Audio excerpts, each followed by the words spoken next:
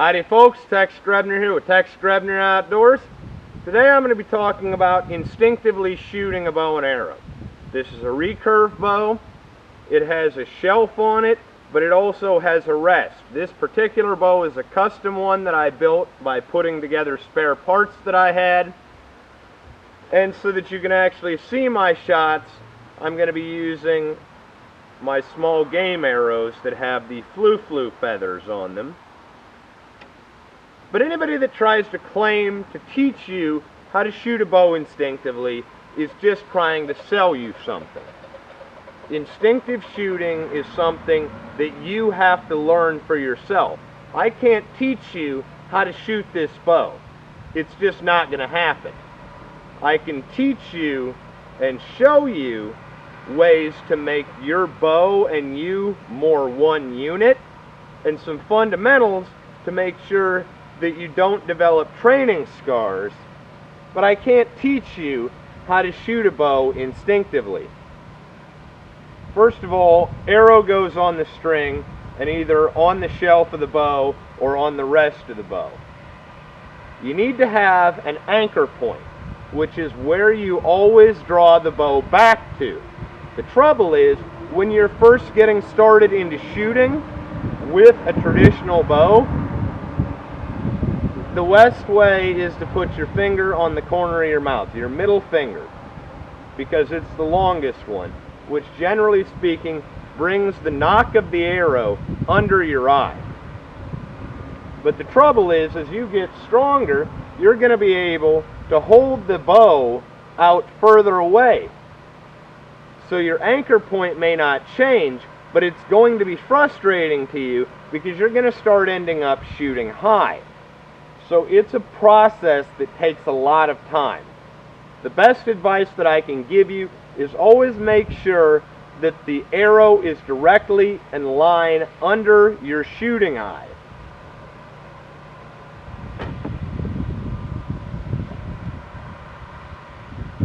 Arrow goes on the string. I shoot with a split finger. And if you do not have that arrow knock right under your eye, you're going to have a lot of problems, because when you're torquing your string side to side, an inch on your face is going to translate into feet downrange. Draw the bow back and let it fly.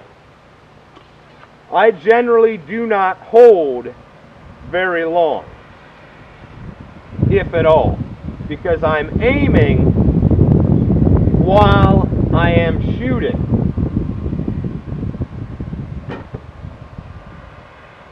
Now you're going to have to get very comfortable with your equipment.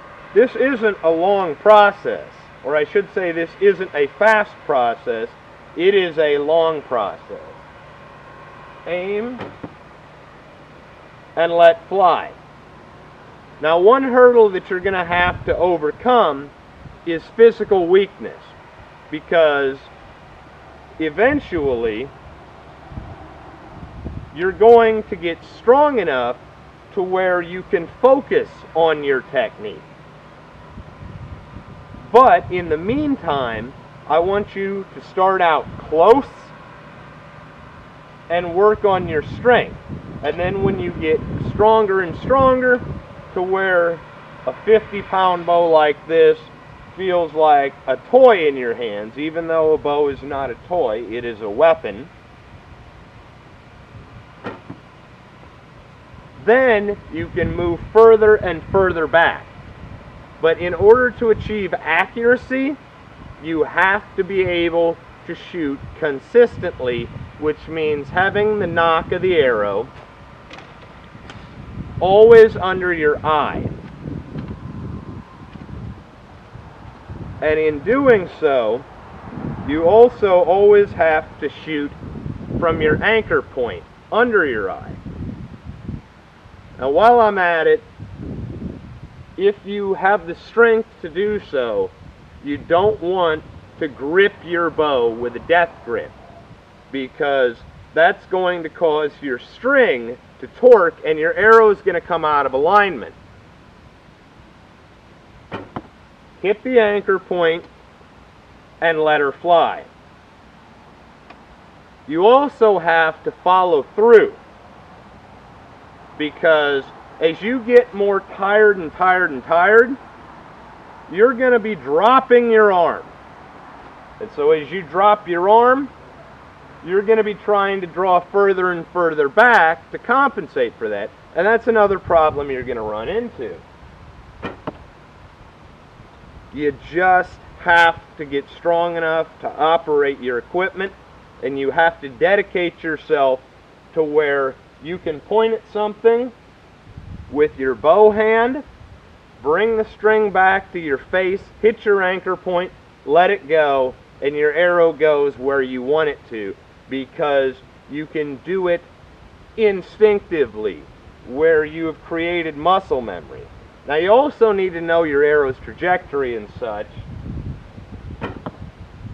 but never shoot at a game animal unless you are positive that it is within your comfort zone that you can make a quick, humane, ethical kill.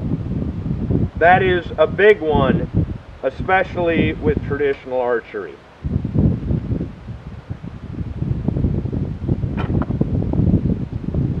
Now, as you can see, I'm shooting plastic vanes.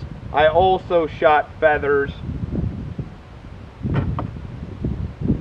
But all I'm doing is making sure that the arrow is directly under my eye, in line with the bow, hitting my anchor point every time, and getting a full extension on the draw so that I'm getting the maximum amount of kinetic energy that I can out of the limbs of the bow, that when I release, it always has the same amount of energy going into the arrow.